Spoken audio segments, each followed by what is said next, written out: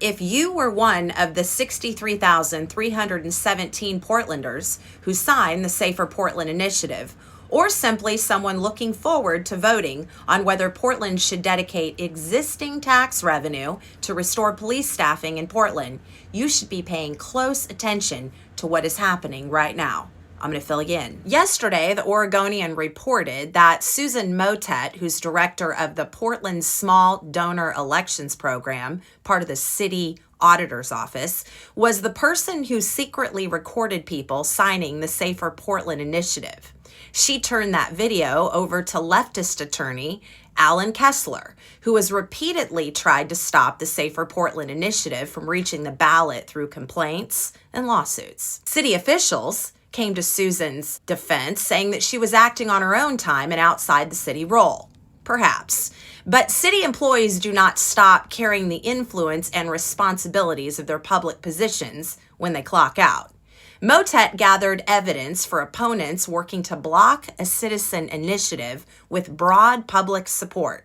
That's not a neutral civic participation activity. It's an obvious ethical problem. And here's the question Portlanders should be asking.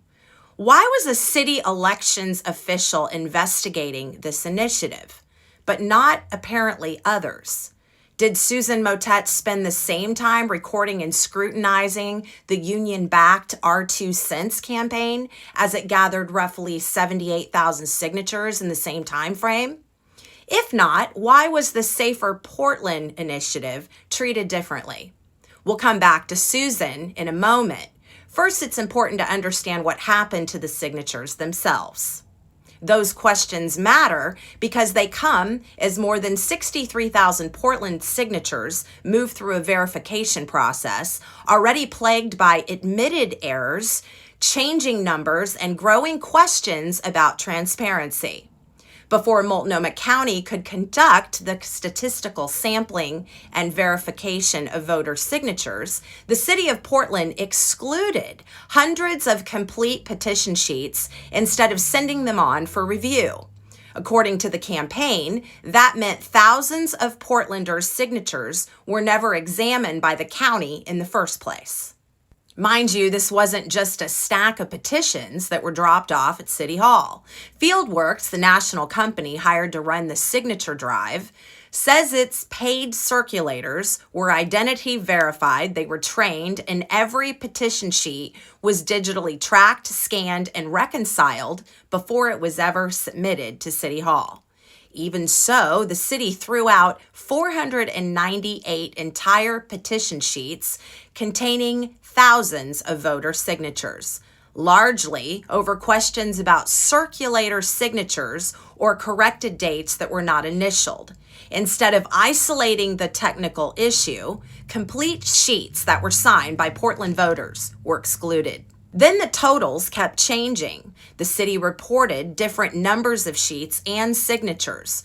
They renumbered petitions, that's a big no-no, without preserving the original cross-reference. And the county's first statistical sample had to be discarded because of an admitted data entry error. The campaign once again submitted 63,000 signatures. It needs 40,437 valid signatures to qualify. Those are not signatures from circulators hired to do the work. Those are signatures from registered Portland voters. In a democracy, shouldn't the default be to let voters decide?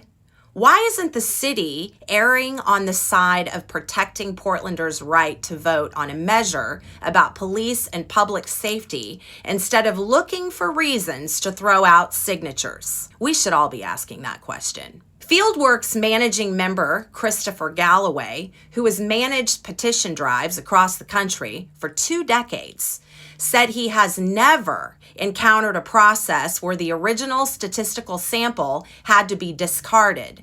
The petition universe kept changing after sampling began, and the submitted petition sheets could no longer be independently reconciled with the records used for verification.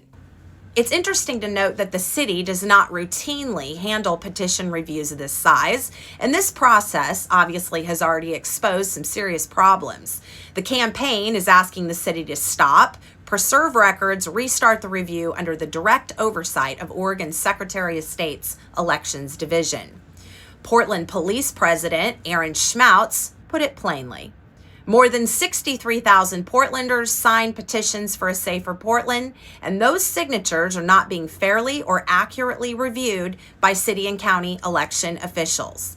Thousands of valid voter signatures have been thrown out, and the city's lack of transparency and admitted mistakes covered it up until late last week. Then he went further, saying the errors look less like isolated mistakes and more like political bias inside the city elections office that is hostile to the initiative. That's a serious allegation. But so is a senior city elections official personally filming one side of a political fight and handing that footage to someone actively working to keep a police funding initiative off the ballot. Frankly, it's outrageous. This is not the first Portland election story to raise questions about political bias inside City Hall either. Add up the headlines from the last few years and a pattern starts to emerge. I watched it happen to Renee Gonzalez. It started when Gonzalez challenged Joanne Hardesty for city council in 2022. The city's small donor elections office, overseen by the same Susan Mottet, pursued a $77,000 campaign finance penalty against him. An administrative law judge later threw it out.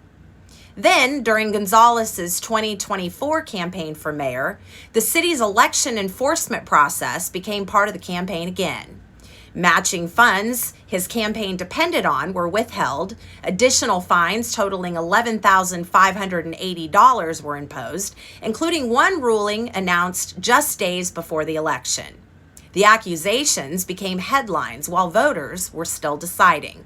After the election, a Multnomah County judge ruled that the city had denied Gonzalez his constitutional right to due process and ordered his fines be returned. But it was too late. The money and legal victory eventually came, but by then the election was over. Was that the goal? Some of us believe it was. Would you believe that the person who filed the complaint against Renee Gonzalez was an activist affiliated with both the Don't Rank Renee campaign and the Portland for All PAC? That person was in a romantic relationship with the city employee that was assigned to investigate that complaint. Whether that relationship affected the outcome is not the only issue. It never should have been allowed to create that appearance in the first place. And that wasn't the only campaign affected last November. Harrison Cass, who ran in my District 3 last year, told me his matching funds sat in limbo because the one city employee that was reviewing the donor match spreadsheet was away on vacation for weeks. When that employee finally returned, the city held the money a little longer while arguing over whether a contribution from Harrison Cass's wife should qualify for a match. To my knowledge, there were no progressive or DSA-backed campaigns that faced the same level of scrutiny. Rules for thee, but not for the people Portland's political establishment wants to win. That's increasingly what this looks like to me. At what point do we stop calling these isolated incidents and acknowledge that there appears to be a culture inside City Hall that applies one level of scrutiny to favored political interest and another to the people that are challenging them?